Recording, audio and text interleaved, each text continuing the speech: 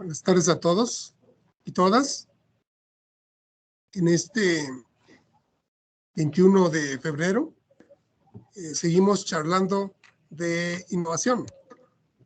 En esta ocasión vamos a tener a la doctora Natalia Palacios, una amiga de nuestro centro de investigaciones hermano, el CIMIT, que ella se ha confesado ya texcocana. Sin embargo, es nacida en Colombia y paseada por todo el mundo. Pasó por Inglaterra, Alemania y bueno, pues también por acá por México ya ha hecho su terruño,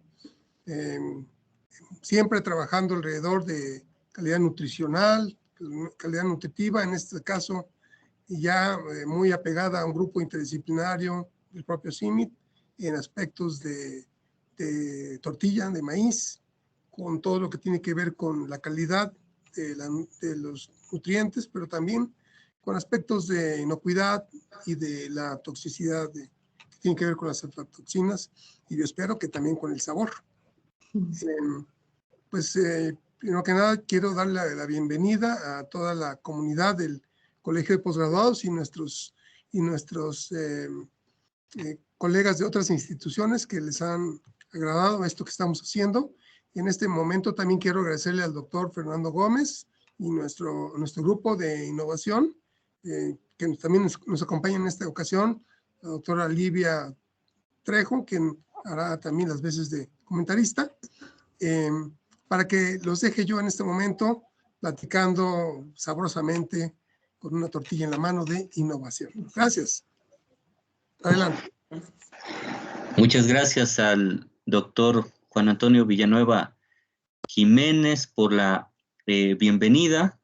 Un agrado estar nuevamente con ustedes. En esta ocasión, como ya lo dijo el doctor Villanueva Jiménez, con la doctora Natalia Palacios Rojas. Ella es de nacionalidad colombiana y pues ya con gusto de ser originaria de alguna manera con nosotros acá desde hace 17, 18 años en Texcoco, mexicana de corazón, disfruta la comida mexicana y de entre ellos la tortilla. Es un agrado tener a la doctora Palacios, quien estudió en la Universidad de los Andes en Bogotá, Colombia, y estudió el doctorado en la Universidad de East Anglia y el Instituto John Innes en Inglaterra, en donde se especializó en bioquímica de plantas.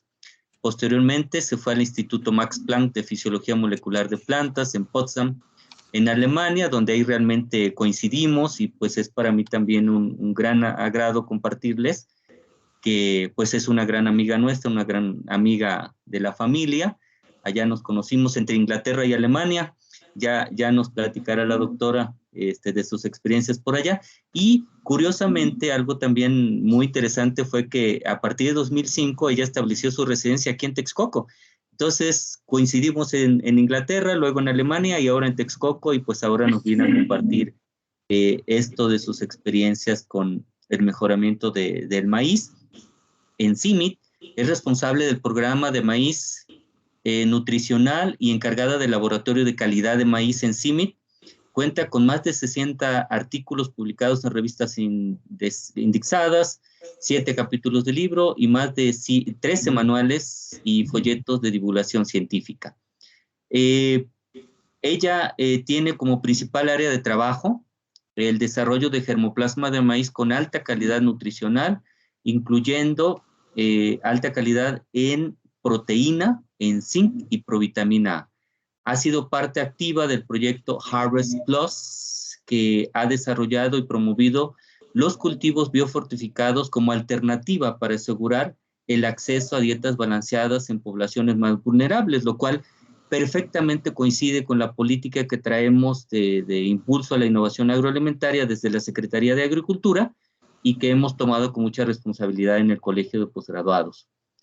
Se ha especializado en la evaluación de calidad industrial y tecnología del maíz para la elaboración de productos alimenticios, y de ahí también la importancia de invitarla, de traerla el día de hoy, porque pues hay muchas iniciativas acá en el colegio que si logramos avanzar en las sinergias que tenemos ya con CIMIT, pues hay trabajos interesantes en varios campos sobre tecnología del maíz, nixtamalización, entre otros aspectos. Y también la doctora Palacios trabaja en inocuidad del grano de maíz, evaluando diferentes metodologías para mitigar problemas de micotoxinas en este grano.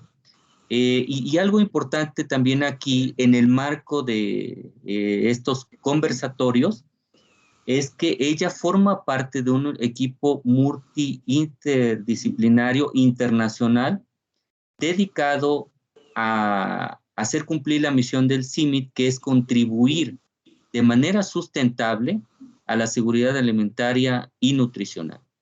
Entonces, pues creo que estamos con una científica de alto nivel, de un centro de investigaciones internacional, con una temática que nos atañe. Ya lo decía el doctor Salvador Fernández, uno de nuestros problemas es precisamente lo relacionado con la nutrición. Y algo que mencionaba él desde diciembre, que tuvimos el primer conversatorio, fue la deficiencia de zinc. Entonces, pues bueno, creo que la temática es más que pertinente, adecuada para que la doctora nos platique sobre sus avances, sus experiencias, sus desarrollos científicos. Y también ella está muy abierta, junto con su equipo interdisciplinario internacional, en encontrar maneras de colaborar más de cerca con el Colegio de Posgraduados, con tantos profesores, investigadores que se dedican al maíz. Por ahí vimos varias preguntas de grupos de genética de Puebla, de algunos otros campus, que vamos a plantear un poquito más adelante con la doctora, una vez que ella haya expuesto lo que tiene que compartirnos el día de hoy. Entonces, pues muchas gracias, doctora Palacios. Un gran gusto tenerle y le cedo la palabra, por favor, para que pueda usted irnos compartiendo. Gracias, Fernando. Voy a compartir la pantalla. A ver.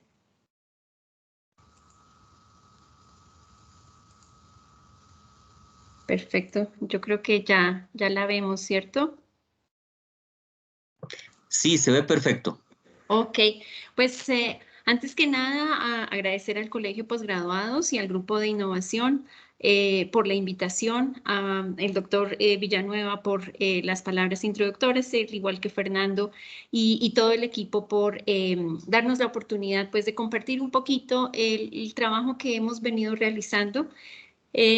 Como bien lo mencionó Fernando, yo solamente soy la cara aquí que está presentando, pero pues esto es el reflejo realmente de todo un equipo interdisciplinario, no solamente compañeros de aquí de CIMMYT, sino también colaboradores de las diferentes instituciones, ¿no? Y pues he tratado que a lo largo de la presentación se reflejen todas estas colaboraciones, tanto con instituciones nacionales, con el INIFAP, con el colegio, con Chapingo, con diferentes universidades públicas y privadas, y también obviamente con la asociaciones de agricultores, etcétera, a nivel nacional e internacional. Les voy a platicar un poquito pues de los esfuerzos que hemos realizado con el único objetivo realmente de poder incrementar esa capacidad nutricional que tiene el maíz, o el potencial nutricional que tiene el maíz, siendo uno de los cereales más importantes a nivel mundial. Es el tercer cereal o está entre los 3 cereales más importantes de consumo a nivel mundial. Y pues en el caso de Latinoamérica y específicamente de México, Guatemala, El Salvador, pues es el cereal que más se consume. Hasta, pues llegamos a consumir hasta 250 gramos por día, ¿no? O sea que realmente es parte de la dieta, y más que eso, es parte de la cultura, ¿no? Es parte de la cultura mesoamericana, es parte de la cultura latinoamericana, y pues por eso también nos debemos sentir bastante orgullosos y pues motivados a trabajar en este sentido. A ver, que no me quiere.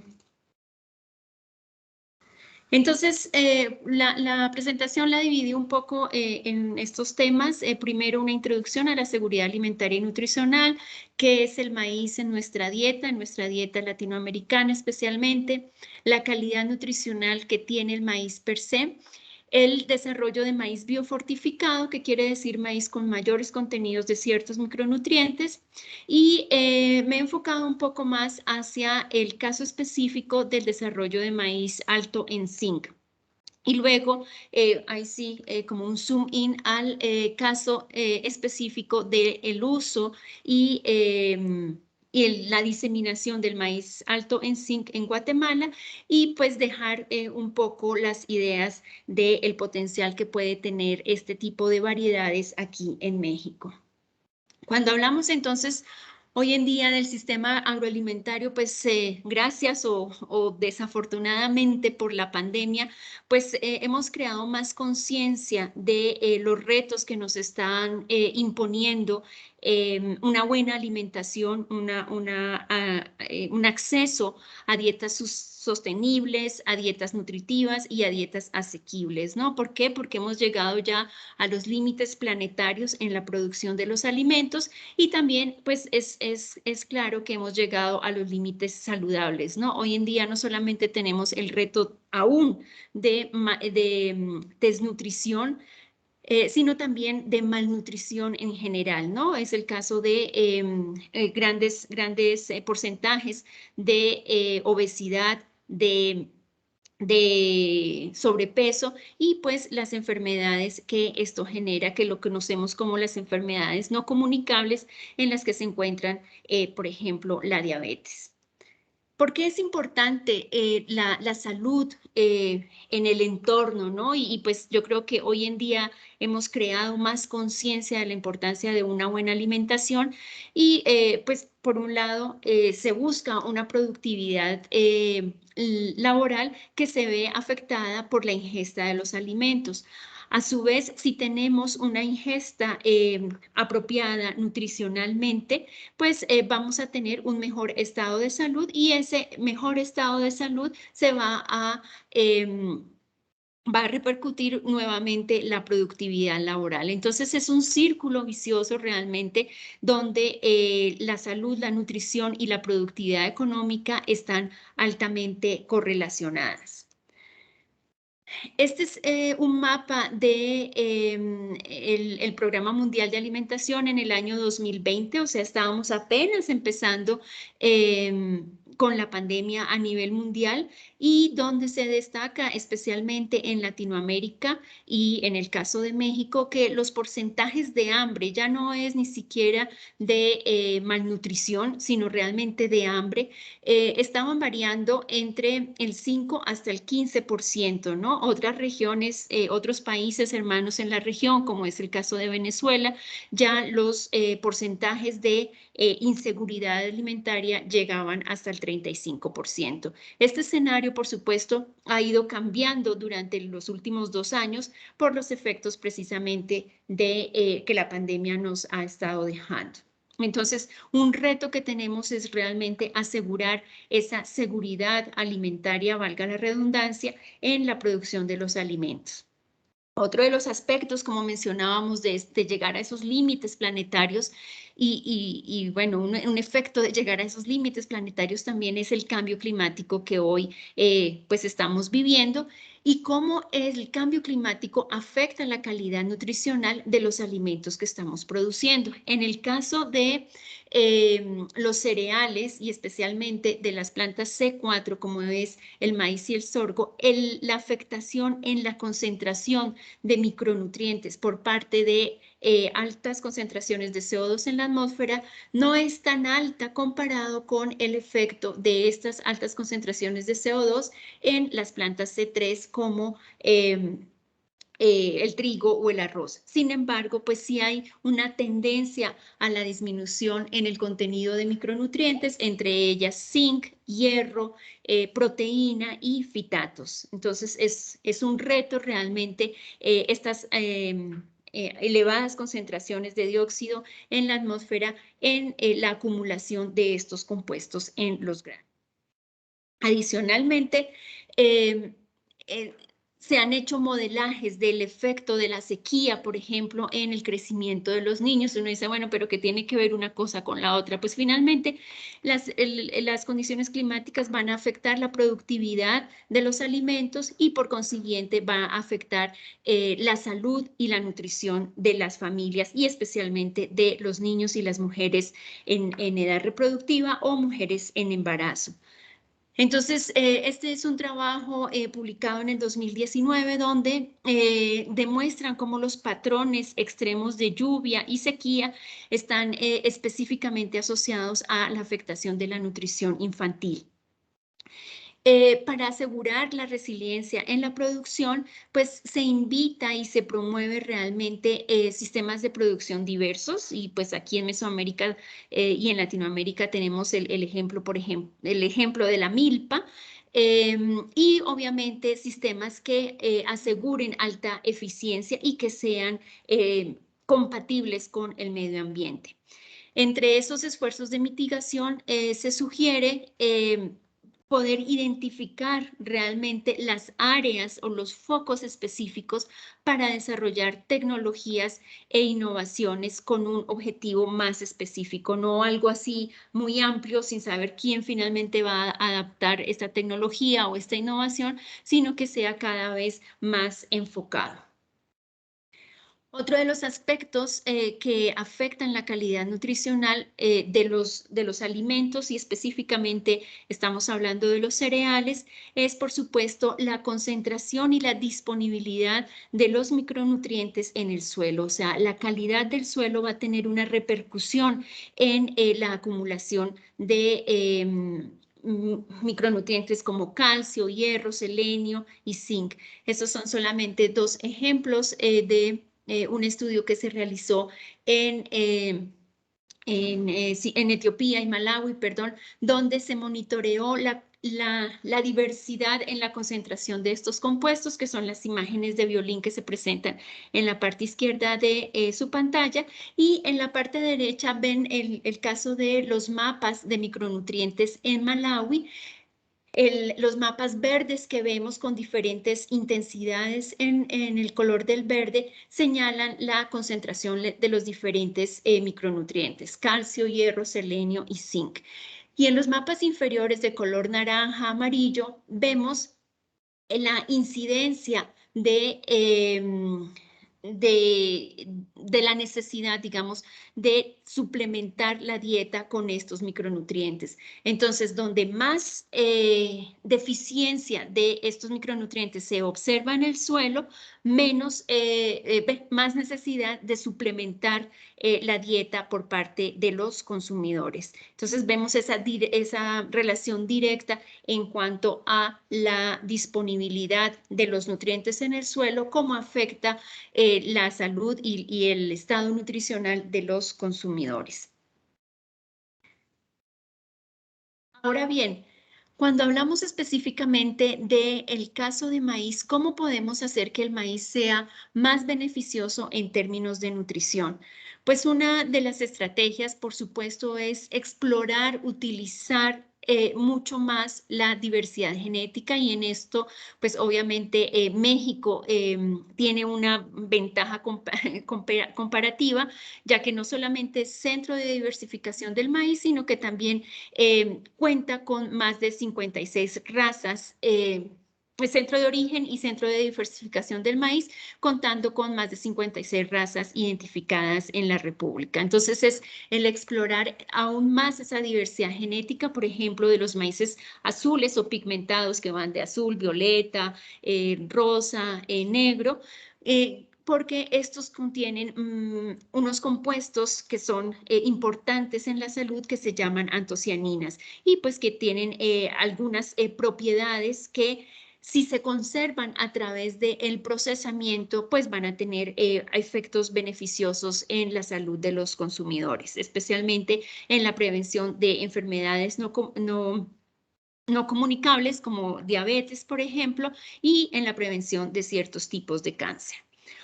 La otra área de oportunidad es, por ejemplo, el consumo, el desarrollo y consumo de maíces amarillos altos en carotenos. Los carotenos son compuestos que son importantes para diferentes funciones en el sistema inmunológico y especialmente en el sistema, la parte de visión de los seres humanos, y en el caso de las provitaminas A, previene la ceguera infantil. Entonces esa es otra área de oportunidad, y por supuesto tenemos los maíces palomeros, los maíces pozoleros, que unos por la característica per se del grano y los otros por la característica del procesamiento, cómo los convertimos en un rico pozole, pues se convierten en una fuente de fibra.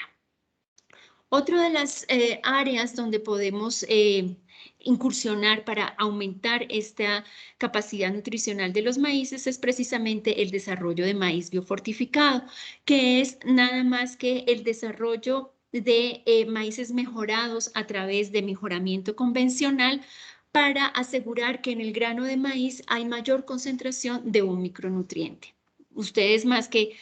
Muchos de ustedes, por supuesto, conocen el maíz de alta calidad proteica, que fue desarrollado en los años 60, 70.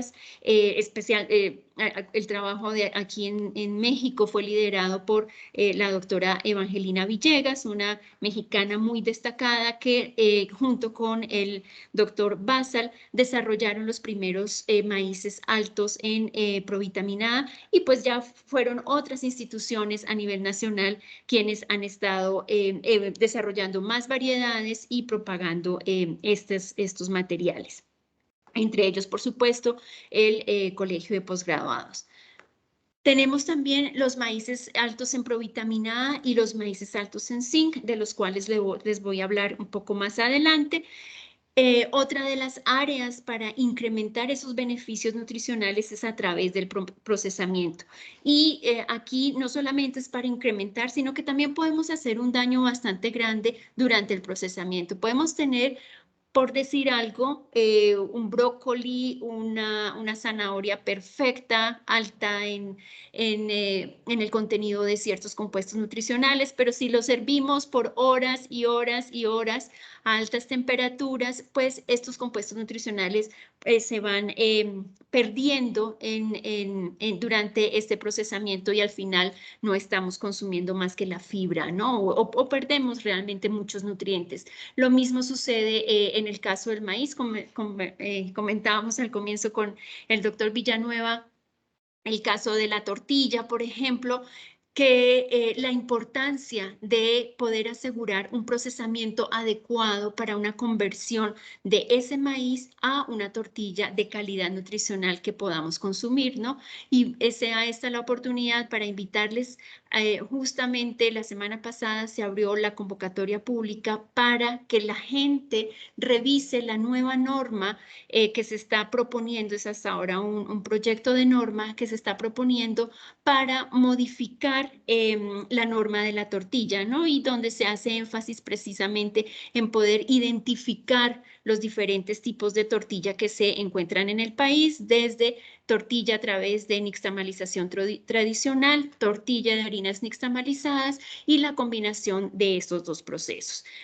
La norma, hasta donde yo he estado enterada, realmente lo que busca es precisamente ir organizando, digamos, el camino para así contribuir a la oferta de tortillas realmente de alto potencial nutricional para los consumidores. Entonces, bien, pues el procesamiento, como les menciono, si no procesamos, si comemos el grano completo, vamos a tener mayor beneficio, lo vamos a ver más adelante. La nixtamalización es un proceso milenario que realmente brinda muchos beneficios nutricionales por incremento de calcio, incremento de disponibilidad de ciertos nutrientes, etcétera. La fermentación igualmente. Y el otro eslabón con el cual podemos contribuir a incrementar los beneficios nutricionales del maíz es precisamente el uso o el desarrollo de alimentos funcionales, ¿no? Que son todas estas mezclas de harina de maíz con harinas de leguminosas, con harinas de otros cereales, etcétera, para balancear y complementar el perfil nutricional de la dieta, porque finalmente nosotros no comemos solamente maíz, no comemos solamente frijol, sino que nuestra dieta es combinada y es en esa combinación donde nosotros debemos asegurar un balance nutricional. Y de nuevo, el uso del grano completo es mucho más recomendable precisamente porque se incrementa el contenido de nutrientes en el producto final. Por supuesto, esto, como les mencionaba, bajo la premisa de que en la medida de lo posible y donde se pueda, debemos fomentar y nosotros también contribuir a una dieta diversificada, rica en leguminosas, rica en frutas, rica en vegetales y rica en cereales, por supuesto. Ahora bien, cuando nosotros hablamos de la calidad del grano, pues hay diferentes factores, ¿no? Aquí nos vamos a enfocar a la calidad de grano, a la calidad nutricional del grano, pero la calidad en general hace referencia a esos atributos físicos, químicos y sanitarios que afectan el uso final del grano. Como sabemos, en el caso de maíz, pues no solamente se utiliza para la alimentación, sino también es una fuente de recursos de economía para las familias. Bueno, se utiliza para artesanías, composta, alimentación animal, desarrollo de biocombustibles y desarrollo de muchos compuestos derivados en la industria. La calidad del grano se ve afectada no solamente por los factores genéticos, o sea, por la genética per se, sino también por la agronomía. O sea, podemos tener una variedad que pueda que sea muy alta en, por decir algo, acumula altos niveles de proteína, por decir algo, pero sí, cuando la crecemos no le proporcionamos al cultivo el suficiente recurso en cuanto a nitrógeno, pues la planta no va a tener la capacidad para formar la proteína y para acumularla en el grano, ¿no? Entonces, ese manejo agronómico es supremamente importante. Y también la interacción genotipo ambiente va a tener un efecto en la calidad del grano, bien sea en los atributos físicos o químicos, pero más en los químicos. Y de nuevo podemos hacer un trabajo espectacular en cuanto a tener la variedad perfecta, darle el manejo agronómico y la producción perfecta, pero resulta que cuando yo lo cosecho a una humedad demasiado alta, rompo el grano, almaceno mal o almaceno por periodos muy largos, pues puedo afectar no solamente la calidad nutricional, sino la calidad tecnológica o de procesamiento del grano. Entonces, ya cuando hablamos de la calidad nutricional, pues es importante tener en cuenta que el maíz, como otros cereales, pues es una fuente de calorías, ¿no? Y lo necesitamos para poder desarrollar nuestras actividades diarias. El maíz es rico en aceite, en proteína y en almidón. Y básicamente en el embrión se encuentran estos aceites, pero encontramos también minerales, encontramos compuestos antioxidantes como la vitamina E o los tocoferoles. Luego tenemos el endospermo, que es la parte más grande, digamos, del grano y es rica en proteína y almidón. Pero también en el caso, por ejemplo, de los granos amarillos, ahí encontramos vitamina A, bueno, provitamina A y vitamina E. Y luego la parte, viene la capa de aleurona, que es la parte externa del endospermo, donde esta capa realmente es la más rica en compuestos nutricionales, entre ellos minerales, fibras, y en el caso de los maíces pigmentados, aquí se acumulan las antocianinas. En el pericarpio también podemos encontrar antocianinas y minerales, y pues el pericarpio es una gran fuente de fibra. Existe una gran diversidad genética en cuanto a diferentes compuestos. En la tabla se presentan algunos rangos de estos compuestos, lo que nos permite realmente explotar esa variabilidad genética para de pronto desarrollar variedades con mayores contenidos o simplemente para utilizarla así per se, ¿no? Y ese es el caso, por ejemplo, de el poder explotar la diversidad genética de los maíces mexicanos. Conocemos pues esta diversidad está dada no solamente por el color de la mazorca, el tamaño, el color del grano, el tamaño del grano, de la mazorca, etcétera, sino que realmente sabemos que es un patrimonio biológico, agrícola, cultural y económico del país. Y encontramos pues granos de diferentes texturas que se utilizan para diferentes productos finales, ¿no? No es lo mismo desarrollar o hacer palomitas con un grano duro que hacerlas de pronto con un grano harinoso, ¿no? Y además, pues por un lado se afecta la eficiencia del proceso, por otro lado se va a afectar la calidad del producto final. Es lo mismo con la nixtamalización.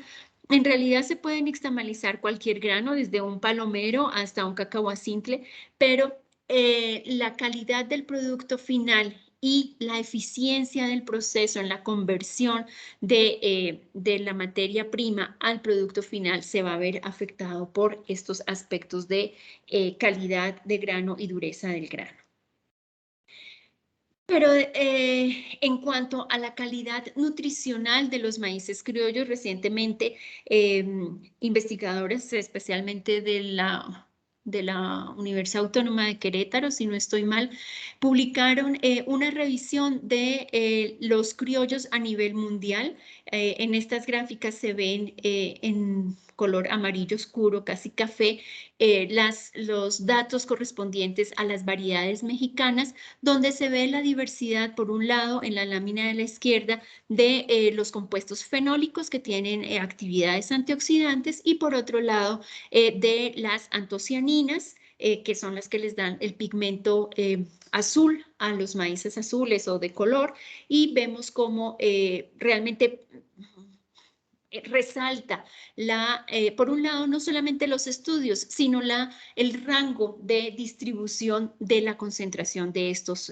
compuestos, ¿no? Entonces, realmente México cuenta con una gran diversidad que se puede explorar en cuanto a estos contenidos, estos compuestos nutricionales específicos como compuestos fenólicos y antocianinas.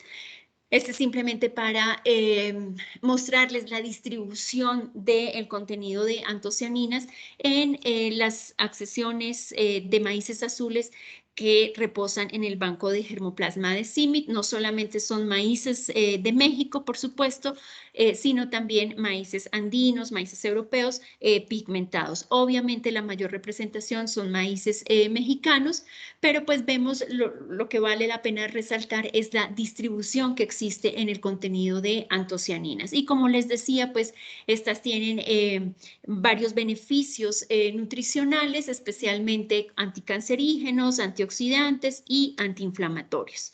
Entonces, pues es una área de oportunidad realmente para desarrollar desarrollar variedades más adaptadas o simplemente incrementar el uso de las variedades que ya existen. O el uso y el consumo, por supuesto, como consumidores todos, ¿no? Otra de las formas de aumentar o de asegurar el aporte nutricional cuando estamos hablando de maíz es precisamente a través del sistema de producción. Y como les mencionaba, la milpa, esa forma de producir alimento combinando un cereal como el maíz, una leguminosa como el trigo, como el frijol, y otros cultivos como el chile, como la calabaza, etcétera, pues va a aportar una diversidad dietética y nutricional. Obviamente hay milpas de milpas, o sea, hay muchos tipos de milpas, desde maíz, frijol, maíz, calabaza, maíz, frijol, calabaza, maíz, papa, etcétera. En este estudio que realizamos fue más un análisis ex ante basado en por un lado, la productividad de las milpas en los Altos de Guatemala y por el otro lado, viendo la aportación de cada uno de estos cultivos en la dieta de Guatemala. Y pues vemos que realmente entre más diversidad haya en esa asociación, pues mayor aporte nutricional vamos a tener. Vale la pena recalcar, obviamente, que las milpas tampoco se acoplan a todos los sistemas de producción, porque pues el trabajo manual se incrementa cuando tenemos diferentes cultivos asociados, pero es una oportunidad especialmente a escala pequeña para las familias en sus traspatios cultivar esto. Y además pues ya sabemos que no solamente es el aporte o esa complementariedad nutricional a nivel del producto final, sino también esa complementariedad a nivel de la producción, a nivel, digamos, ecofisiológico de las plantas involucradas en la milpa. Ahora bien, el otro aspecto, como les mencionaba, es el desarrollo de maíces biofortificados, en los cuales hemos estado trabajando desde los años 70 más o menos en adelante, desarrollando variedades con mayor contenido de ciertos compuestos nutricionales, el maíz alto en calidad proteica, que tiene mayor contenido de lisina y triptófano, estos dos aminoácidos que son esenciales, pero que están disminuidos o están en bajas concentraciones en el maíz. Luego, desde hace aproximadamente 15, 16 años, hemos estado trabajando en el desarrollo de maíces altos en provitamina A y desde hace más o menos 10 años hemos estado trabajando en maíces altos en contenido de zinc. ¿Por qué estos dos micronutrientes? ¿Por qué ha sido este énfasis? Bueno, esto realmente surgió por la necesidad de atacar la deficiencia de estos micronutrientes a nivel mundial. Sin embargo, como era probar el concepto de que sí funcionaban, de que la gente los iba a aceptar, etcétera, digamos que los donantes, ¿no? O los inversionistas o quienes pusieron el dinero para hacer el trabajo, dijeron, bueno, vamos a enfocarnos. Este es un esfuerzo mundial. CIMMYT trabajó en maíz y trigo, por supuesto, pero también otras instituciones desarrollaron frijol alto en hierro, desarrollaron yuca alta en provitamina A. Era utilizar cultivos que la gente consumía en altas concentraciones, pero que estaban deficientes en estos micronutrientes. Así, por eso nos enfocamos en desarrollar maíces altos en provitamina A, especialmente para el sur de África y muy específicamente para Zambia. Aunque pues obviamente hoy en día ya se han esparcido a diferentes regiones y diferentes continentes, y en el caso del maíz alto en zinc nos enfocamos para desarrollar maíces especialmente para el área de Centroamérica, con un énfasis en Guatemala, pero también tenemos ya maíces liberados y en utilización en países como Colombia. ¿Cómo se logró esto? Pues realmente esto fue una colaboración interdisciplinaria e interinstitucional. O sea, por un lado, obviamente necesitábamos todo el trabajo en mejoramiento, porque pues la innovación se enfoca en el desarrollo de variedades mejoradas a través de mejoramiento convencional, y nos apoyamos obviamente en herramientas moleculares para acelerar ese proceso de mejoramiento, ¿no? El utilizar herramientas como la selección genómica o como marcadores moleculares para ciertos caracteres específicos, y en combinación con el fenotipeo a nivel bioquímico para asegurar que el compuesto realmente se estaba acumulando en el grano como lo estábamos esperando. Por supuesto, todo el manejo agronómico esencial para asegurar que esto era estable a través de los diferentes ambientes y diferentes sistemas productivos, y asegurar que una vez ya teníamos las mazorcas, el grano, pues que este grano, al ser transformado en alimento, el alimento realmente reflejaba esa alta concentración de los micronutrientes. Entonces, los tecnólogos de alimentos, los científicos de alimentos estuvieron bastante involucrados en estos estudios, por supuesto los nutriólogos o nutricionistas, para asegurar que una vez teníamos el alimento y las personas lo consumían, pues había un efecto en la nutrición, un cambio realmente en el estado nutricional. Pero todo eso no se puede llevar a cabo solamente con las ciencias exactas que llaman, o las sí, con las ciencias básicas, sino que se necesita todo el componente social y económico, ¿no? Entender qué prefiere la gente, qué le gusta a la gente, cómo se lo va a comer, etcétera, etcétera. En el caso, por ejemplo, de los maíces amarillos, pues era un gran reto porque la mayor cantidad de gente a nivel mundial prefiere, por una u otra razón, el maíz blanco. Entonces, la gran pregunta era, bueno, este maíz alto en carotenos va a ser naranja, o sea, no hay cómo que no sea de otro color. Entonces, y la gente lo va a aceptar, lo va a comer o no. Y ahí la importancia de interactuar con comunicadores sociales, con expertos, digamos, de trabajo en la parte de género, trabajar con los jóvenes, desarrollo en conjunto con los agricultores y, por supuesto, asegurar que íbamos a tener semilla disponible, porque muy bonito tener todo el proceso y cuando la gente lo pide, no hay semilla, ¿no? Entonces, trabajar de la mano con el sistema de semillas para asegurar que teníamos la semilla cuando los agricultores o las empresas o las instituciones lo demandaran, ¿no?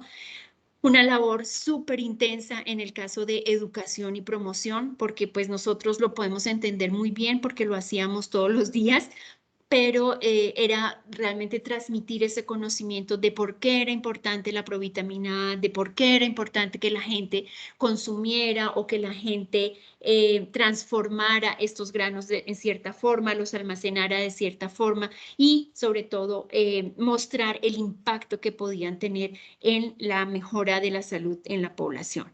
Como les digo, esto se cuenta fácil, y se ve realmente resumido en una sola diapositiva, pero yo creo que en el caso de maíz alto en provitamina A trabajamos más de 150 a 200 personas a nivel mundial de las diferentes disciplinas y de diferentes instituciones. Y solamente esta interacción pues nos permitió poder, al cabo de 12 años de trabajo, liberar los primeros materiales y pues hoy en día realmente se están utilizando especialmente en África subsahariana, especialmente en Zambia, Zimbabue, Malawi, Tanzania, y compañeros de otro centro similar a CIMIT y ITA en Nigeria también han desarrollado este tipo de materiales. Así pues, el CIMIT ha estado trabajando en el desarrollo de lo que nosotros llamamos maíces nutricionales, el QPM, el alto en provitamina A y el zinc. Y empezamos con un país o un área objetivo, pero pues este germoplasma es germoplasma que está disponible para cualquier colaborador en cualquier parte del mundo y es así como distribuimos el germoplasma a diferentes países. Aquí vemos la lista de las diferentes variedades e híbridos que se han liberado, como les mencionaba, en Zambia, Zimbabue, Malawi, Tanzania, Etiopía, Kenia, Congo, Pakistán, Sri Lanka, Bután, etcétera. En el caso de los maíces altos en zinc, el impacto ha sido más en Centroamérica, especialmente Guatemala, Honduras, Panamá y Colombia. Y pues este desarrollo de los maíces biofortificados se ha apoyado realmente y ha sido posible acelerarlo gracias a la utilización de marcadores moleculares para asistir ese mejoramiento y hoy en día lo que llamamos nosotros la segunda ola de maíces biofortificados utilizando estas tecnologías de apoyo, pues ya se encuentran liberados en de nuevo países como Malawi, Zambia, Zimbabue, China e India. ¿Cuáles fueron los criterios para un exitoso proceso de biofortificación? Bueno, lo primero que teníamos que asegurar es que la productividad del cultivo tiene que ser igual o mejor a un maíz normal, porque si no los agricultores no lo van a cultivar, las empresas semilleras van a decir a mí no me interesa comercializar, etcétera, ¿no? Entonces, la productividad debería asegurarse al mismo tiempo que asegurábamos que los granos acumulaban los nutrientes. Por otro lado, asegurar que ese micronutriente era estable en el grano, ¿no? O sea, que si se almacena por cierto tiempo, que haya una estabilidad, que sea biodisponible, es decir, que cuando lo comen en la forma como se transforma el grano, ese micronutriente fuese disponible para el cuerpo humano utilizarlo y por supuesto que fuese aceptado por los consumidores y por toda la cadena de valor, ¿no? Porque pues puede ser que a los consumidores les gustaba, pero si a los semilleros no les gustaba o si a los molineros no les gustaba, pues obviamente pues no iba a tener ninguna repercusión, ¿no? Entonces, el alinear toda la cadena de valor del maíz es bastante importante en estos esfuerzos. Ahora bien, en el caso de la biofortificación de maíz, específicamente para zinc, es otro, o sea, es otro modelo, digamos, de biofortificación, porque en el caso de la provitamina A, la planta tiene la capacidad de sintetizar la provitamina A, ¿no? A través de la vía biosintética para producción de carotenos y de otros compuestos, ¿no? En el caso del zinc, el zinc es un mineral que la planta toma del suelo y lo utiliza para diferentes funciones de crecimiento de la planta y luego lo trasloca y lo acumula en los granos de maíz. Entonces, aquí la estrategia era diferente, no solamente era identificar qué variedades tenían una mayor capacidad de tomar el zinc y de acumularlo, sino también esa interacción con los diferentes suelos, ¿no? Porque el alto pH del suelo, la baja humedad del suelo, la baja materia orgánica y la baja temperatura van a afectar o van a incidir en una menor absorción del zinc. Entonces, esa interacción genotipo-ambiente era muy importante tenerla en cuenta. Entonces, lo primero fue identificar fuentes de germoplasma altos en zinc.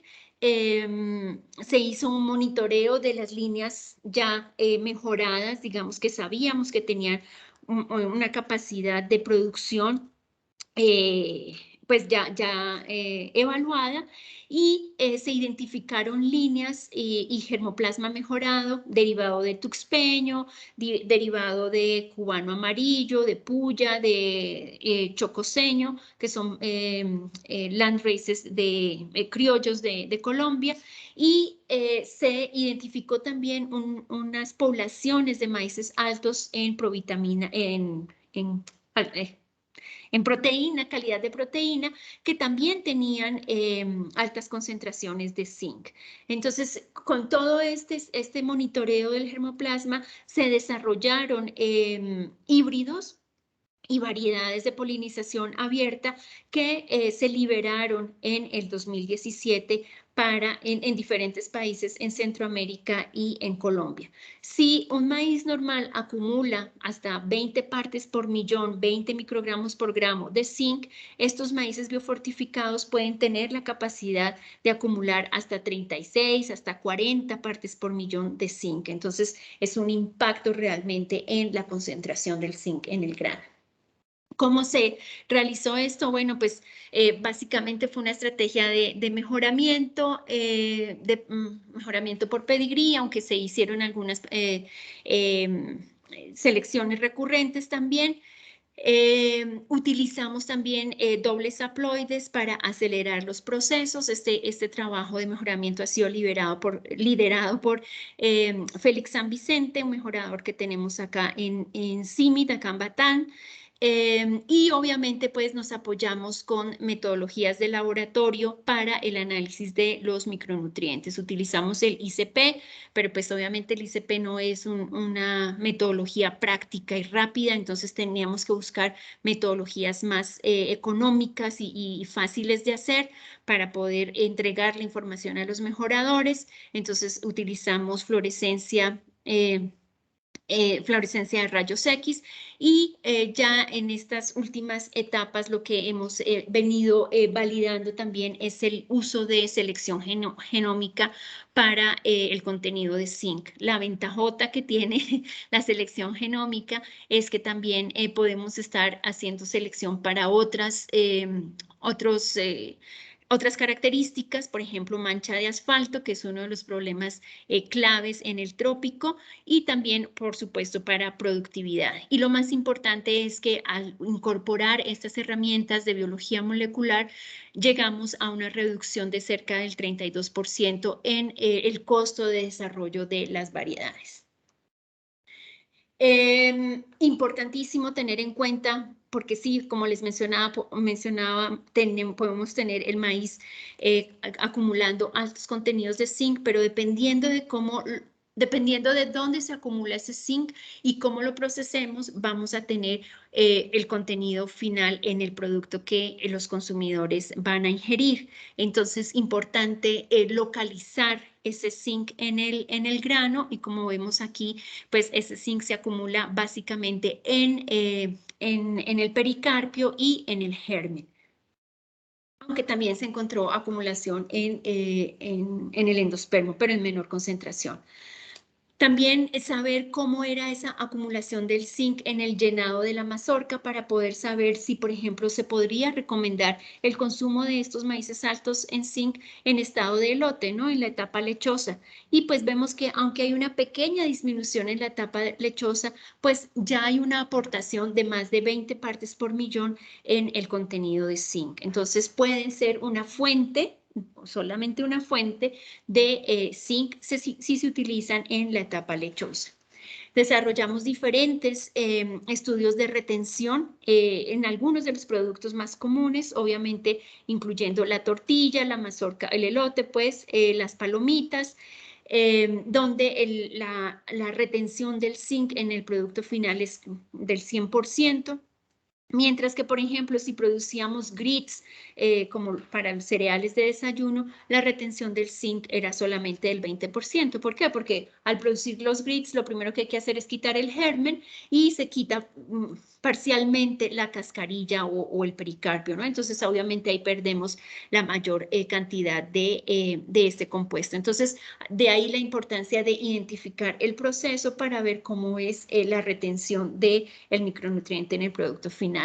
Recientemente monitoreamos en pinole, utilizando híbridos y variedades de polinizaciones abiertas, altas en zinc, y pues realmente la retención es bastante alta, ¿no? O sea, si en el híbrido normal tenemos, o sea, si en un pinole hecho con un híbrido normal tenemos una retención del zinc de aproximadamente 16 microgramos por gramo, cuando utilizamos una variedad alta en zinc, podemos tener hasta 26, casi 27 partes por millón o microgramos por gramo de zinc. Entonces, realmente, pues el pinole también resulta un proceso, un producto que asegura la disponibilidad de ese zinc para los consumidores. Otro de los aspectos, obviamente, mucha gente dice, bueno, pero pues esto también lo podemos solucionar aumentando o haciendo fertilización, ¿no? Incrementar la cantidad de zinc en el cultivo, y sí, efectivamente hay un efecto, pero ese efecto se exacerba aún más cuando utilizamos variedades altas en zinc, y es mucho mejor cuando utilizamos fertilización foliar comparado con fertilización en suelo zinc aplicado en el suelo. Entonces, se pueden complementar las tecnologías. Mencionar nuevamente, la biofortificación no es la tecnología y la única tecnología, sino simplemente es una innovación que se puede utilizar y puede contribuir a proveer alimentos más nutritivos, ¿no? Pero pues hay complementariedad con otras metodologías, con otros sistemas, como lo mencioné al comienzo, y obviamente ojalá que todos tengamos acceso a una dieta diversificada. En el caso específico de Guatemala, por ejemplo, estudios del INCAP, y uno de los colaboradores claves para nosotros en Guatemala ha sido una ONG semillera que se llama Semilla Nueva, quienes han estado quienes han sido líderes realmente junto con el Programa Nacional en Guatemala y con el INCAP en promocionar y hacer llegar, digamos, este maíz alto en zinc. ¿Cuánto zinc se necesita en la dieta? y cuánto más puede aportar el maíz alto en zinc. En estas barras vemos qué tanto aporta el maíz normal en cuanto a el contenido de zinc. Y pues vemos que, por ejemplo, en una mujer lactante el maíz aporta el 65%, pero si nosotros utilizamos maíces altos en provitamina A, ya con solamente consumir el maíz ya tenemos una aportación del 100%, ¿no? Entonces, pues dependiendo del grupo de consumidores, pues realmente el efecto o la aportación de zinc por parte de los maíces biofortificados es bastante importante, ¿no? Y pues, como les mencionaba, pues también evaluamos cuál iba a ser la aportación si comían una tortilla o si comían en elote y dependiendo del grupo de consumidores, si eran niños, si eran madres embarazadas, etcétera. Monitoreamos también, y este realmente fue un trabajo liderado por Semilla Nueva en Guatemala, de la variabilidad que podría existir de estos, en este caso es un híbrido, el F3 que está en rojo. Ese F3 es alto en zinc, se llama F3 Fortaleza 3, en realidad es el nombre. Y lo que hicimos fue monitorear esa variabilidad dependiendo de los suelos. Entonces, estos datos de 41 parcelas diferentes de agricultores a lo largo de Guatemala, y utilizamos como testigo un maíz normal que acumulaba en promedio 24 partes por millón, mientras que el Fortaleza 3 acumulaba en promedio 32 partes por millón. Entonces, pese a la variabilidad de los suelos, el maíz biofortificado realmente siempre acumulaba más zinc comparado con los maíces normales. Bueno, esto es más o menos las proyecciones, los números, digamos, de cómo se ha ido expandiendo el uso del maíz biofortificado en Guatemala desde el 2018. Estos se liberaron en el 2017 y ya en el 2018 más y más agricultores empezaron a vender la semilla, porque también había que asegurar la distribución adecuada de esta semilla. Y ya para el 2020, más de 4.500 hectáreas estaban siendo sembradas con maíz alto en zinc, pero pues obviamente 4.500 de 130.000 que tiene potencial Guatemala para producir maíz, pues no es nada, ¿no? Pero pues en 3 años se ha ido viendo cómo han aumentado las hectáreas que se han sembrado con maíz biofortificado. Y este simplemente es una diapositiva, digamos, de cómo ha ido aumentando la producción de semilla de maíz alto en zinc, tanto en Guatemala como en Colombia, donde también se ha estado utilizando estos materiales. ¿Y qué ha pasado en México?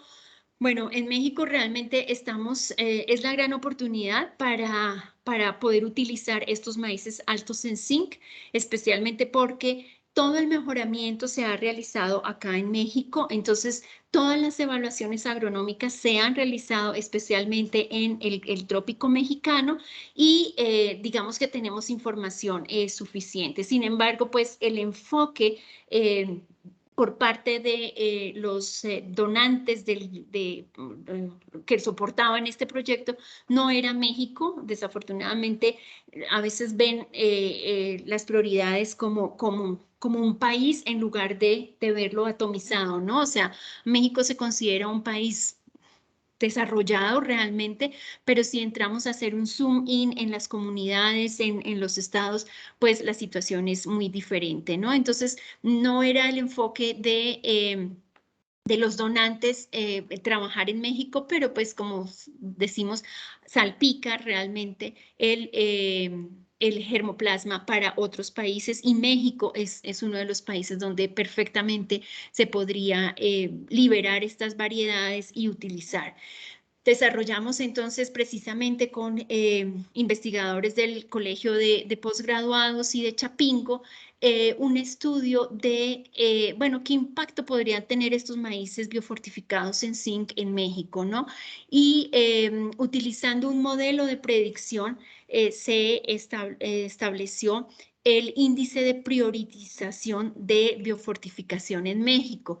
Y vemos en la figura los estados en rojo son los estados donde realmente utilizando maíces altos en zinc podríamos tener un impacto en la población, en la salud de la población. ¿Por qué? Porque para este índice de priorización se toma no solamente la deficiencia de zinc reportada, que en este caso utilizamos datos de ENSANUD, sino también el consumo promedio del maíz y también la productividad del maíz en esas regiones.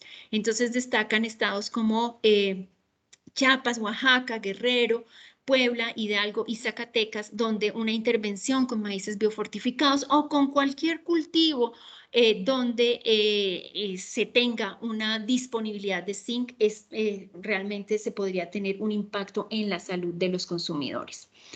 Haciendo de nuevo otro zoom in ya a Chiapas, pues sabemos que Chiapas es uno de los estados con mayor índice de inseguridad alimentaria, pobreza y malnutrición infantil. Una situación que se ha exacerbado con la pandemia, ¿no? Y además, pues es uno de los corredores migrantes con más de 80.000 migrantes atravesando la región, ¿no?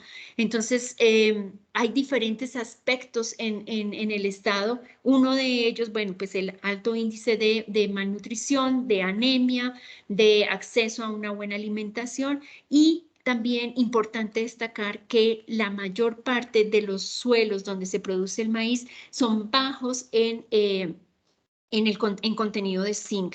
Este si no hay una fertilización adecuada, el grano de maíz pues realmente va a acumular valores menores, ¿no? Entonces, si utilizamos esta germoplasma que tiene la capacidad de acumular más zinc en el grano, pues seguro vamos a tener pues un mayor impacto, ¿no?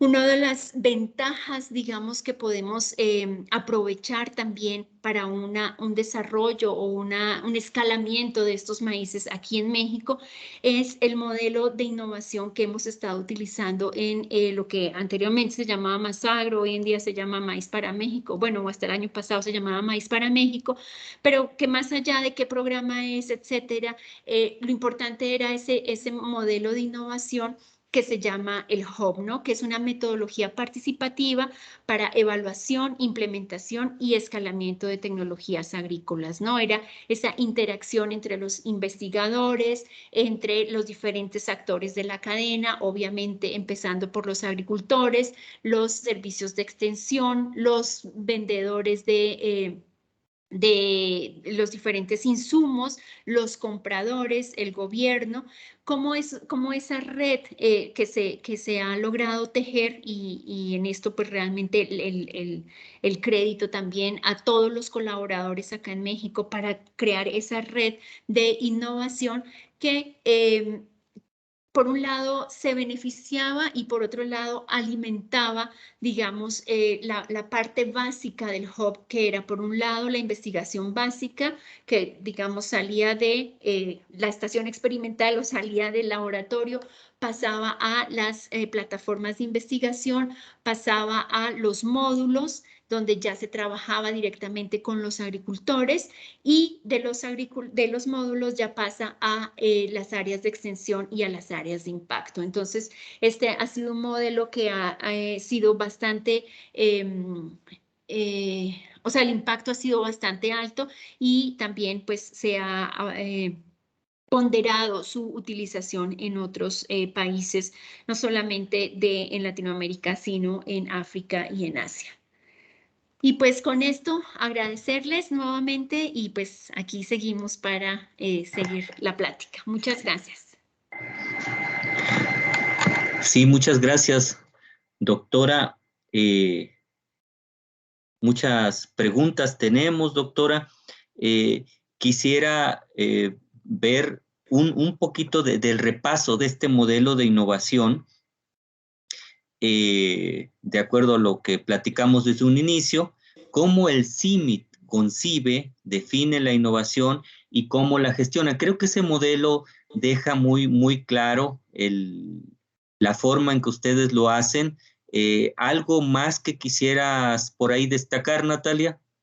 No, básicamente lo que nos ha enseñado la experiencia, no solamente con el tema de maíces biofortificados, sino con los diferentes proyectos, la importancia de la interacción con diferentes disciplinas, la importancia de escuchar a los actores principales, de co-desarrollar las innovaciones con ellos, ¿no? O sea, no es solamente, y en eso pues tengo que reconocerlo, en el caso de los maíces biofortificados, cuando empezamos hace 15, 16 años, la verdad fue más como, hay una necesidad, vamos a trabajar, pero no fuimos con los agricultores a saber qué opinaban, ¿no? Se inició y después se hizo esta consulta con los diferentes actores, pero hoy en día es esencial y la experiencia nos enseña la importancia del co-desarrollar con los diferentes colaboradores, empezando por supuesto si son innovaciones para el campo, pues empezando con los agricultores, ¿no?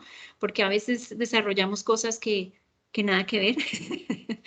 Y también otro de los aspectos, pues obviamente involucrar el tema de género es bastante importante, ¿no? Porque eso le da otra dimensión a las innovaciones.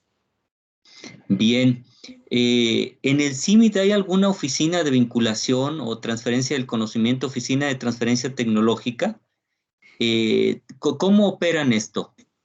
No, realmente no tenemos una oficina per se.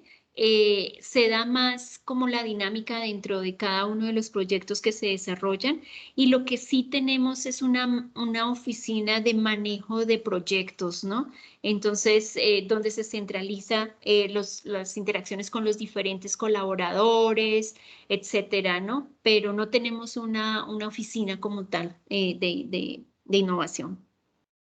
Bien, creo que a lo largo de la plática, Natalia, nos narraste muy bien la experiencia. Como dices, en una de las láminas, todo el esquema es muy sencillo explicarlo, pero todo lo que hay detrás, 200 investigadores, años de investigación, dinero invertido, quien lo financia y todo esto, ¿cuál es la experiencia en la generación de estas variedades? O sea, son varias preguntas en una.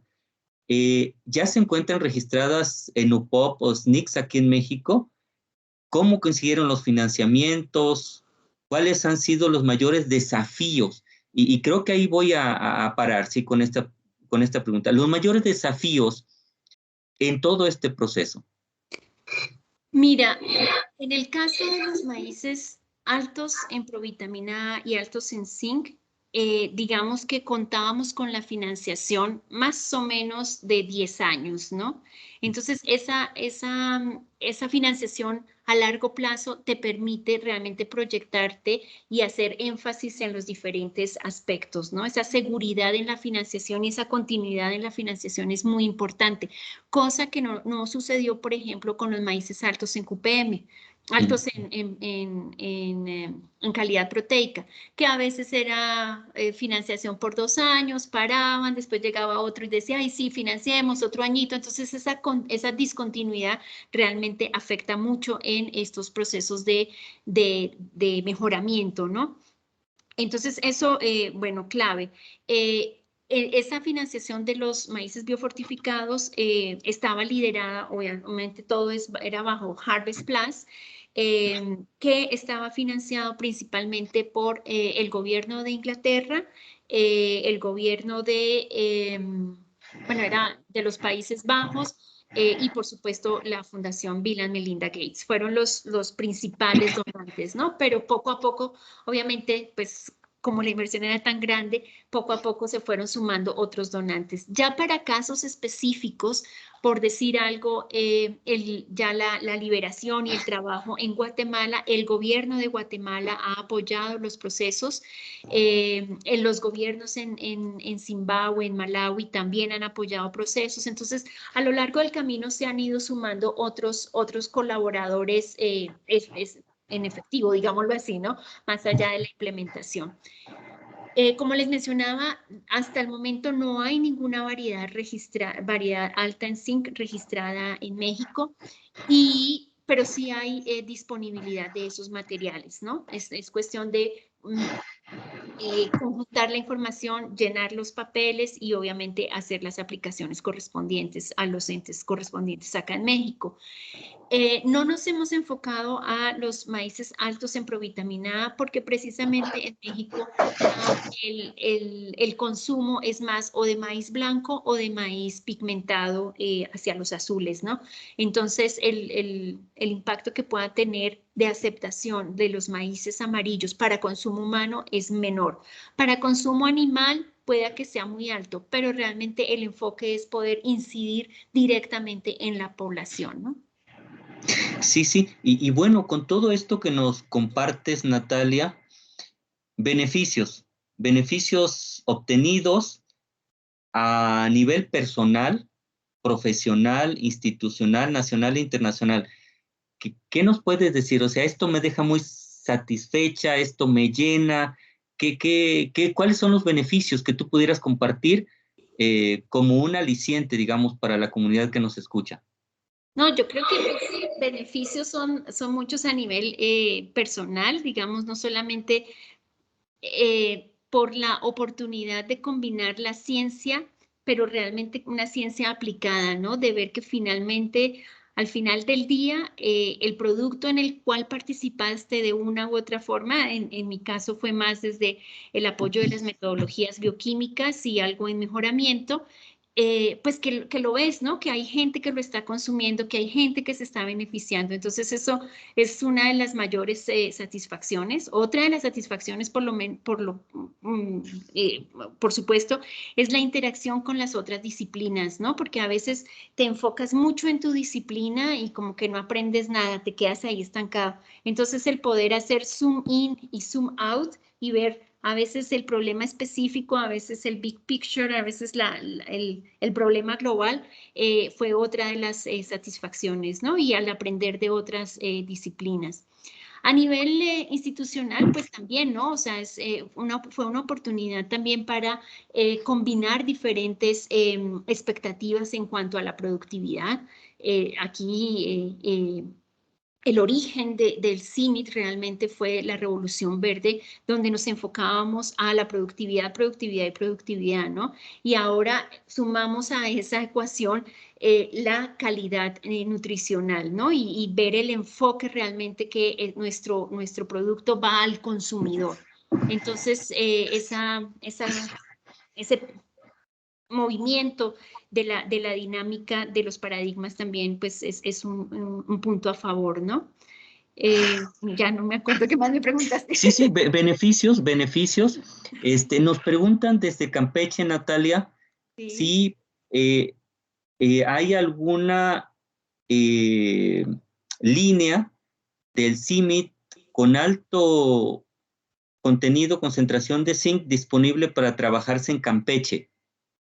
Sí, por supuesto, porque estos materiales son de adaptación tropical. La mayor parte de las evaluaciones se han realizado en Veracruz, en Chiapas, en Guerrero, pero seguro que sí vale la pena evaluarlo en Campeche, ¿no?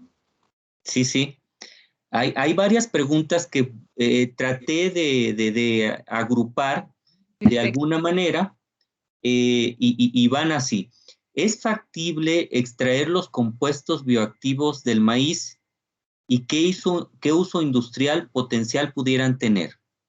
Sí, por supuesto, como les mencionaba al comienzo, pues el maíz es rico o tiene una diversidad de micronutrientes y de nutrientes en general, ¿no? Entonces se extraen azúcares, se extrae almidón, se extrae aceite y también se extrae, por ejemplo, de los maíces pigmentados se extraen las antocianinas, ¿no? Entonces depende del objetivo, se puede hacer extracción de cada uno de los compuestos. Bioactivos. Para enfatizar, ¿cuáles son las fuentes de zinc que se emplean en la biofortificación y cómo las aplican? Un poquito para enfatizar. Sí, utilizamos realmente germoplasma tropical. que a lo largo de los años se ha venido mejorando, pero realmente encontramos altas concentraciones en materiales derivados de tuxpeño y del amarillo cubano. Encontramos también algunos materiales altos en zinc y, como les mencionaba, también encontramos en líneas y variedades altas en QPM, o sea, altas en calidad proteica, también eran altas en zinc. Entonces, este germoplasma fue, digamos, la base para empezar a hacer el mejoramiento. Y las fuentes de zinc, es decir, lo aplican al follaje. No. Es el zinc que se acumula en el grano. No Solamente. hacen aplicaciones. No hacemos O aplicación. sea, es prácticamente selección. Exactamente. Y lo que hay en el suelo, la factibilidad de la planta para absorberlo, acumularlo en Así tejido. es. O sea, no hacen aplicaciones foliares, mucho menos al suelo. No. O sea, lo normal, ¿no? Lo normal. O sea, un manejo de cultivo normal y ver cómo esas diferentes variedades de maíz responden a la acumulación del zinc. Respecto a provitamina A, Ujú. ¿qué características tienen los genotipos con mayor potencial de biofortificación? ¿Y cómo se identifican los genotipos con mayor potencial para ello? Pues bueno, la principal característica es que son maíces amarillos, ¿no? Pero el color no está directamente relacionado con la acumulación de las provitaminas A, que son las que se van a convertir en vitamina A cuando uno lo consume. Entonces, hay que hacer una selección, un monitoreo de las materiales utilizando metodologías como cromatografía líquida. Esa es una metodología, pues, relativamente fácil, pero es costosa y puede ser tediosa. Entonces, hemos desarrollado alternativas como el uso de el infrarrojo cercano, que nos permite evaluar más variedades en más corto tiempo y seleccionar para alto contenido de provitamina A. Sí, y bueno, creo que ya se abordó esta otra pregunta, pero estas variedades son para consumo directo, tortilla, tamales, atole, por ejemplo, o son para procesamiento industrial y para formulación de dietas de ganado. No, realmente, o sea, si pues, lo enfocáramos, realmente el enfoque es para alimentación humana directa, Humano. ¿sí? Y ahora bien, dentro de la alimentación humana directa, pues se puede utilizar para procesamientos a nivel casero o a nivel industrial. Ahí importante tener en cuenta qué proceso utilizamos para no perder mayores concentraciones de los micronutrientes. Sí, sí. Y también esto creo que ya se abordó, pero vale la pena recalcarlo. Se están usando maíces nativos en investigaciones sobre biofortificación en ambas ramas, zinc y provitamina A.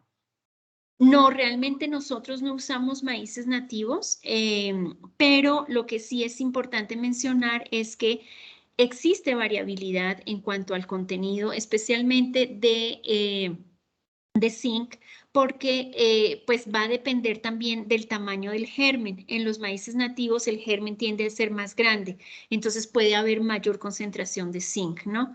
Entonces ahí hay un área de oportunidad para hacer un monitoreo a ver cómo están respondiendo los maíces nativos. Nosotros, cuando empezamos los procesos de biofortificación, realmente hicimos el monitoreo ya en líneas mejoradas, ¿no? Para asegurar que hubiese una productividad y una adaptabilidad a los diferentes medioambientes. Para el caso de zinc, ¿qué grado de aceptación han tenido y cómo han medido ese grado de aceptación en México?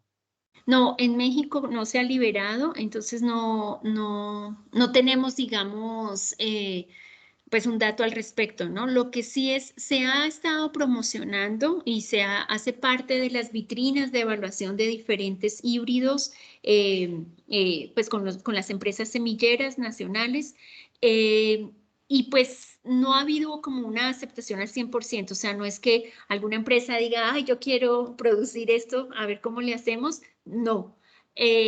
Tampoco han dicho que sí, o sea, ni sí ni no ha habido como una reacción. al respecto. Y pues como no ha sido el énfasis realmente trabajar para liberar acá en México, pues tampoco le hemos dado un seguimiento que vale la pena, como lo mencioné al final de la presentación, vale la pena a darle un énfasis y un seguimiento, especialmente para la zona del sur de México. Sí, y de hecho nos escriben del sureste, Chiapas, Guerrero, Campeche, otra vez Tabasco, que qué posibilidad hay de compartir estos materiales y de que se evalúen in situ en estos estados. Pues, creo que ya lo mencionaste, que hay esa apertura, los contactos los tenemos. ¿Quieres enfatizar algo más, Natalia? Sí, pues Eso. está la disponibilidad de los materiales, especialmente de las líneas, de las variedades de polinización abierta y pues obviamente toda la disponibilidad para poder completar la información para hacer el registro oportuno en las entidades necesarias, ¿no? Como el SNICS, ¿no? Y pues se necesita la información de diferentes años, de diferentes localidades, etcétera. Entonces, estaría buenísimo que se pudiera hacer este esfuerzo porque como que ya tenemos, no sé, 900 metros recorridos, nos faltan los últimos 100 métricos para poder que esto sea abierto para todo el mundo. Pero el germoplasma como tal, pues es abierto, o sea, CIMMYT, realmente el germoplasma que produce o que mantiene, pues es abierto a todo el mundo. Bien. Respecto a estos materiales que ya tienen, nos preguntan si han evaluado su tolerancia, resistencia a factores de estrés biótico-abiótico. Sí, como les mencionaba, uno de los requisitos para los biofortificados es realmente que sean materiales resilientes, ¿no? Entonces, por eso estas evaluaciones se hacen en diferentes localidades y a través de diferentes años. Y, por ejemplo, estamos trabajando, pues, de nuevo en el sureste con la mancha de asfalto, con diploidia, en condiciones de sequía. Son como algunas de las localidades donde hemos manejado y pues ahí mueren unos y siguen otros como en todo programa de mejoramiento, ¿no? Pero lo importante es que esas evaluaciones sí contemplan estrés biótico y abiótico. Bien. ¿La nixtamalización tradicional afecta el contenido de zinc? Preguntan. No, como lo mostré, en la nixtamalización realmente la retención es del 100%. Como les mencionaba, la nixtamalización es uno de los procesos más beneficiosos a nivel nutricional y uno de los beneficios es que se utiliza el grano parcialmente entero, entonces tenemos todavía algunos granos con germen, tenemos algunos granos con pericarpio y con capa de aleurona, entonces esos micronutrientes que están ahí se hacen también más biodisponibles, ¿no? Y en contenido no afecta el zinc y por supuesto se hacen más biodisponibles porque la nixtamalización disminuye algunos antinutrientes que impiden la biodisponibilidad del zinc. Entonces, la verdad, una tortilla preparada con maíces altos en zinc, pues tiene muy buena probabilidad y muy buen, o sea, no probabilidad, tiene muy buen contenido nutricional. Hay muchísimas preguntas, Natalia. Yo me tengo que disculpar con la audiencia. Voy a tratar de hacer un par más y pues bueno, dejar tu correo electrónico abierto. Realmente me están llegando más y más. Voy a hacer 2 o 3 más y me disculpo nuevamente con la audiencia, con la academia, con los estudiantes, investigadores, quizás hasta empresas estén ahorita. Me dice alguien que hablaste de fertilización foliar y que estos materiales pueden responder mejor a la foliar que a la del suelo, que si podrías profundizar un poquito más. Este fue un pequeño estudio que realizamos bueno, realizamos, suena a batallón, lo hizo un estudiante y nosotros le acompañamos, donde utilizamos, por un lado, maíces altos en zinc, maíces normales, hicimos aplicación de 2 dosis de zinc y lo que monitoreamos fue cómo iba acumulándose el zinc, no solamente en el tallo, en la hoja, sino también en el grano. Y ahí fue donde vimos el efecto. Este es un trabajo que precisamente estamos ahora terminando de compilar y de analizar para su posterior publicación, pero con gusto, si la persona interesada me contacta, podemos platicar más al detalle.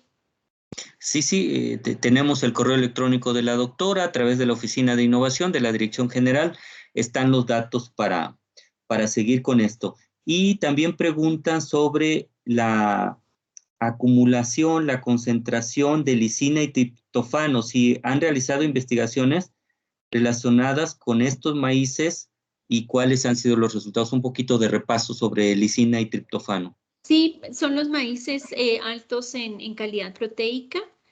Como les digo, esos fueron los primeros maíces biofortificados que se desarrollaron en los años 60, 70 y que desafortunadamente esos proyectos de investigación han estado fragmentados por la financiación, ¿no? Pero sí seguimos trabajando y pues existen en la región y aquí en México varias variedades. Allá en el colegio han liberado variedades en Chapingo, en el INIFAP. Desafortunadamente, estos maíces altos en calidad proteica tienen algunos problemillas, especialmente por la condición, porque estos maíces, esa característica de alto triptófano, alto lisina, está dado por genes recesivos. Entonces, eso implica que se dé un manejo en la producción de la semilla diferente, ¿no? Que haya un aislamiento por tiempo o por espacio. Entonces, ahí se baja el interés de las empresas semilleras porque va a costar más. Entonces, la aceptabilidad no ha sido al 100%. Han sido casos muy, muy específicos a nivel mundial, especialmente donde los gobiernos han mostrado interés en trabajar específicamente con eso y pues han financiado estos proyectos. Natalia, se quedan varias preguntas. Te las vamos a hacer llegar junto con los contactos para que estas personas, académicos, estudiantes, empresas puedan entrar en contacto contigo. Yo te agradezco infinitamente que nos hayas concedido esta charla, este conversatorio, porque sabemos de lo apretada de tu agenda y pues valoramos mucho el esfuerzo. Cedo la palabra a la doctora Livia Trejo para que proceda con las conclusiones. Muchas gracias. Apago mi micrófono y mi cámara. Adelante, doctora. Sí, gracias, doctor Gómez Merino, por cederme el uso de la palabra. Buenas tardes a todas y a todos. En el marco de las estrategias para impulsar la innovación que están implementando tanto la Secretaría de Agricultura y Desarrollo Rural como el Colegio de Posgraduados, hemos tenido hoy el agrado de presenciar la intervención de la doctora Natalia Palacios Rojas, investigadora del Centro Internacional de Mejoramiento de Maíz y Trigo, el CIMMYT. Quiero expresar mi reconocimiento a la doctora Palacios por su excelente ponencia, con la cual hemos podido advertir en primera instancia que la desnutrición en numerosos países, entre ellos México, nuestro país, es un grave problema social que afecta considerablemente la salud y el desarrollo del ser humano, particularmente en niños y mujeres embarazadas. Prueba de esto es el mapa que nos presenta la doctora Rojas, donde nos muestra los porcentajes de inseguridad alimentaria que en algunas regiones del mundo son superiores al 35%.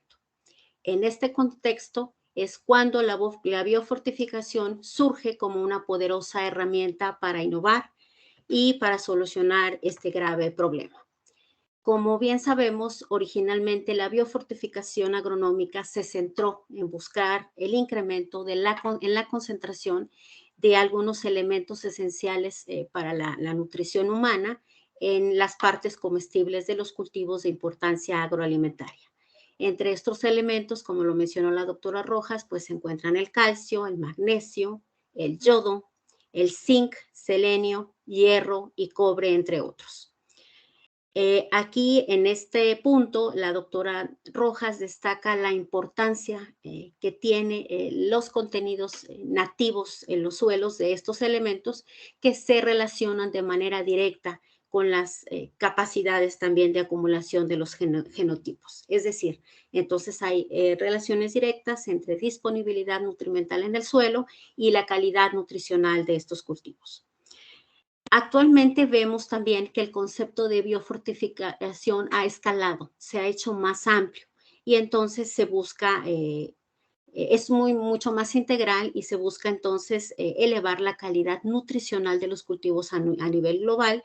Como ella nos presentó, no se centra solamente en algunos elementos esenciales, sino también en incrementar concentraciones de diversos metabolitos y biomoléculas. Mencionó en su presentación antocianinas, provitamina A, carotenos, proteínas, aminoácidos, fibras, entre otros compuestos orgánicos, ¿no? En este conversatorio, de manera específica, la doctora nos presentó resultados de investigaciones exitosas con las que se ha logrado incrementar la concentración de provitamina A y de zinc en maíz. Destacamos la importancia de estos dos elementos de biofortificación. Por un lado, el zinc tiene un efecto crítico en la función inmunológica, en el estrés oxidativo, en la apoptosis celular y en el envejecimiento. Por tanto, a nivel global, trastornos significativos de gran interés para la salud pública se encuentran estrechamente asociados con la deficiencia de zinc. Por otro lado, también la doctora nos enfatizó la importancia de la provitamina A, que justamente tiene sus efectos benéficos en la salud humana a través de la síntesis de vitamina A, que sabemos todos, es una vitamina considerada antiinfecciosa o es la vitamina considerada antiinfecciosa, además de que es necesaria para la visión, para el mantenimiento de la plasticidad neuronal y la función cognitiva en la edad adulta, ¿no? Además de que la vitamina A es una potente reguladora de genes y desempeña también un papel fundamental en el metabolismo de lípidos y la obesidad, un problema grave también actualmente en México. Estos estudios que presenta la doctora pues son de gran relevancia dado que son en maíz. Como nos comentó, es el cereal, está entre los tres cereales más importantes a nivel global y particularmente importante en la dieta latinoamericana, donde nos menciona que tenemos consumos per cápita superiores a 250 gramos por día. Pudimos también en esta charla advertir que este proceso de biofortificación de cultivos representa un gran reto de investigación científica per se, al involucrar factores genéticos, agronómicos, interacciones genotipo-ambiente y, por supuesto, de almacenamiento.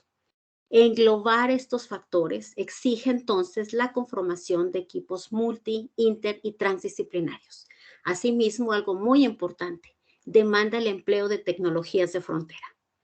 Además de lo anterior, debemos reflexionar que la biofortificación de cultivos representa o tiene o presenta otros desafíos probablemente más complejos que los que tenemos, ¿no? Entre ellos podríamos mencionar, pues uno de ellos es que estos genotipos sean rentables, que tengan altos rendimientos, es decir, que puedan ser competitivos desde el punto de vista agronómico. En este contexto también mencionamos que estamos viviendo un cambio climático global.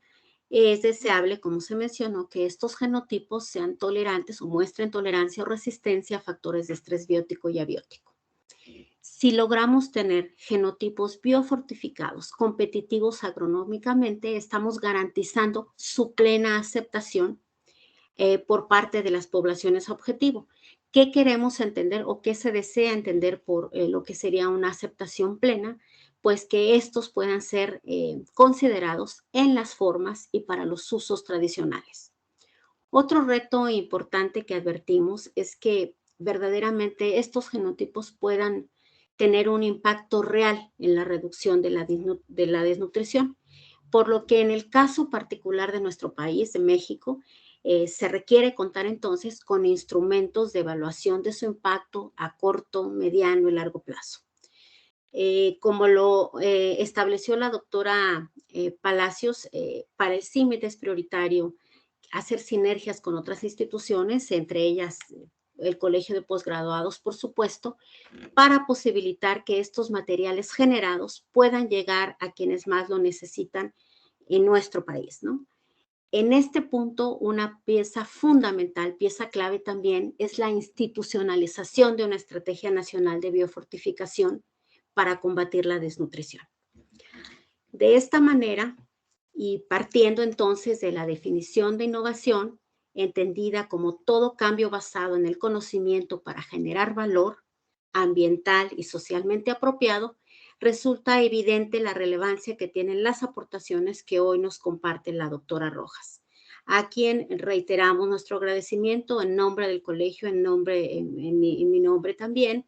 Y bueno, el Colegio de Posgraduados apuesta porque la presencia de la doctora Rojas el día de hoy, de Palacios Rojas el día de hoy, en el marco de estos conversatorios sobre innovación en el sector agroalimentario, marquen una nueva etapa de colaboración científica con el CIMIT. Gracias nuevamente, doctora Palacios, por su tiempo, por los datos tan importantes que nos aportó. Y bueno, antes de concluir, quiero hacer propicia la oportunidad para invitarles a nuestro próximo conversatorio que tendrá lugar el lunes 28 de febrero a las 13 horas. Tendremos como invitados a la doctora María del Carmen González Chávez y al doctor Rogelio Carrillo González, quienes nos hablarán sobre la importancia de la nanotecnología en la innovación del sector agroalimentario. Los esperamos entonces. Deseo que tengan un excelente inicio de semana. Gracias por su asistencia. Gracias, Natalia. Y buenas tardes a todos. Gracias. Hasta luego. Hasta luego.